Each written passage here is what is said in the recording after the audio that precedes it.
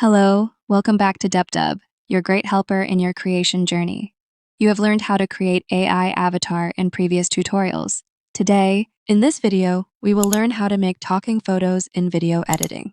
The first step is to import your avatar. If you don't have one, you can click AI avatar to create it. I will use my pre-made avatar and import it into the editor. Click the video button in the navigation bar and import your preferred avatar by clicking the plus button.